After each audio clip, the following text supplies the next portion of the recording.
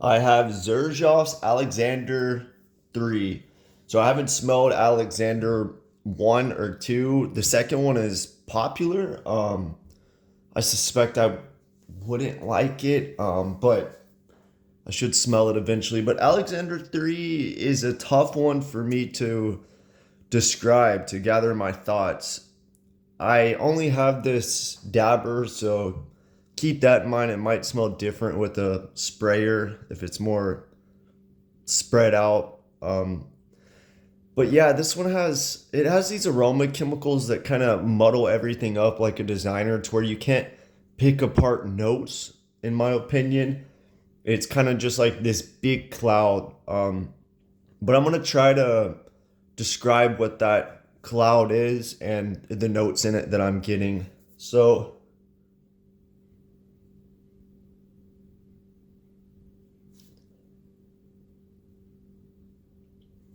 there's definitely some kind of musk in here. I would say it's white musk combined with, I think there's some kind of amber woody material in here and white musk, and it's just makes this big cloud that's kind of confusing. I also get um some powdery facets to this. Yeah, it's powdery, like makeupy, white musk, amber woody. But other than that, what I'm getting this cherry like vibe, like some kind of cherry lipstick or cherry powdery makeup. And I'm definitely getting the oud accord to me is labdanum. I'm not getting any I'm not getting any animalic smell or oudy really. It's mostly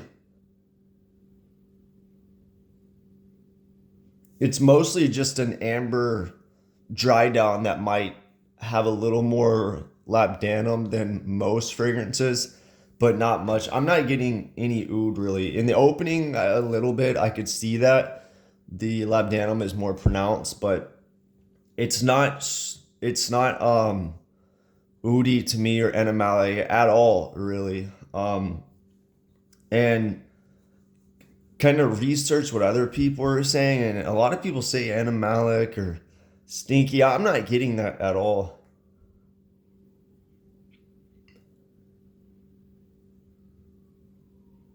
Yeah, they could have called this cherry makeup or something, and I don't think anyone would say, "Oh, animalic."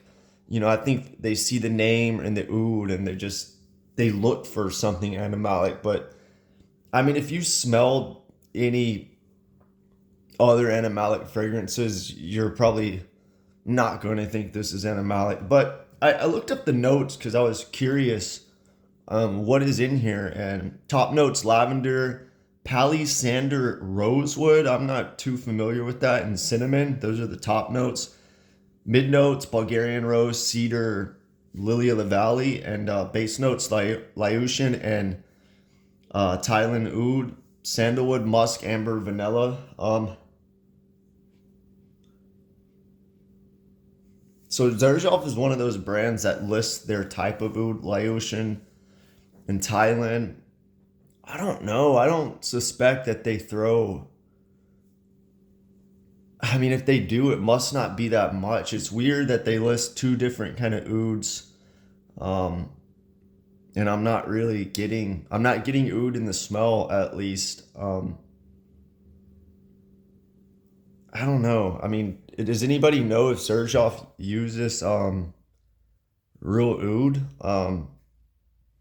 Have there been any tests run on that? I would be curious to know.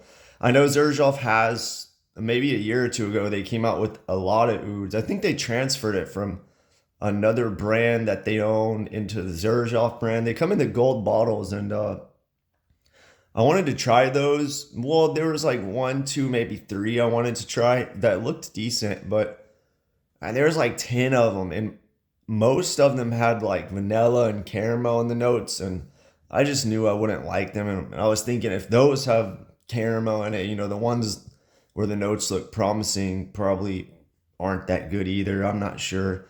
And the fragrances were going for like, I don't know, $400 or $500. About a year after they came out, I seen them for like $100. So Xerjoff's one of those brands that does that, that has been doing that. They go for, you know, anywhere from 275 to 500 and or more, and then you'll see them on discounters for like one fourth that price. Bond number 9 does that. I don't really like that because it shows like, oh, you sell them retail for 400, but you're able to give them to gray markets for $100. Like why? You know what I mean? That's a 400% markup, and I don't know, something about that. Just I know a lot of fragrance brands do it, but I shouldn't have to be forced to go to discounters to buy the fragrance. It's like if you release one for $400, I'm never gonna pay retail for it because I know if I just wait a bit, it's gonna be on discounters for cheaper, and then you have to deal with discounters. I don't know, but keep in mind this one is about 150 on discounters, and I think it runs for 320 retail. Um, but yeah, from the notes, I definitely get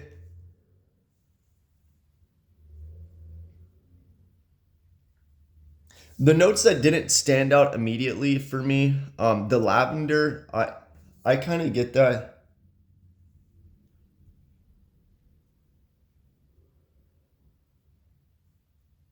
Yeah, I kind of get that lavender and rose mix a little bit, that I couldn't get out before reading the notes. Lily of the Valley, yeah, I kind of get Lily of the Valley. I like Lily of the Valley.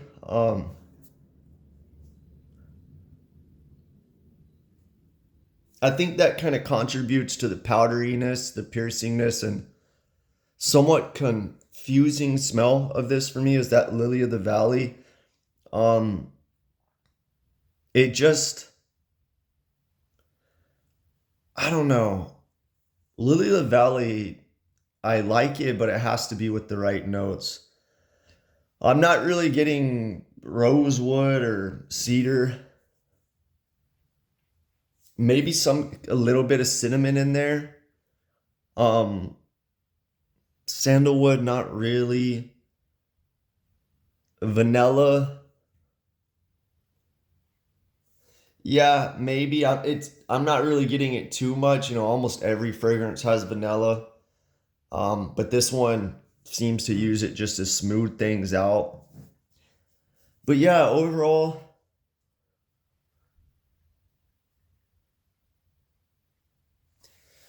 I don't like it. It's just too musky, amber woody with this cherry cosmetic vibe for me. The lavender and rose is all right, but I would prefer something like Les Indemodables Rose de Jamal. I think that does lavender rose really well. And then the oud in this is not pronounced enough for me. If I want an oud fragrance, I would go somewhere else. I don't want oud mixed with a cherry lily of the valley white musk vibe. If you want white musk and oud, I would go one of MFK's ouds. I think that brand does it better than this one. Um, but I'm surprised they didn't list powder or cherry or labdanum. I've seen when I was scrolling through comments, I seen one person said powder, so I think it's definitely in there. It is powdery.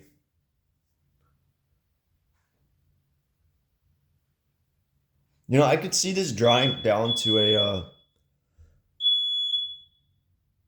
I, I could see this drying down to a amber, musky amber vanilla ultimately. But yeah, let me know what you think of Xerjoff Alexander 3 if you tried it.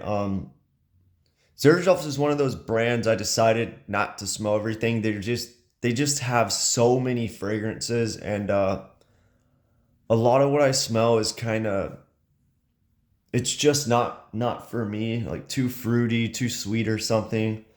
I do like Neo. I think that's a really good Italian citrus fragrance, and the price I used to think was crazy, 275 was ridiculous, but now it's crazy because Xerjoff kind of seems like a deal, like 275 compared to a lot of designer niche. The designer exclusives are $400 or so.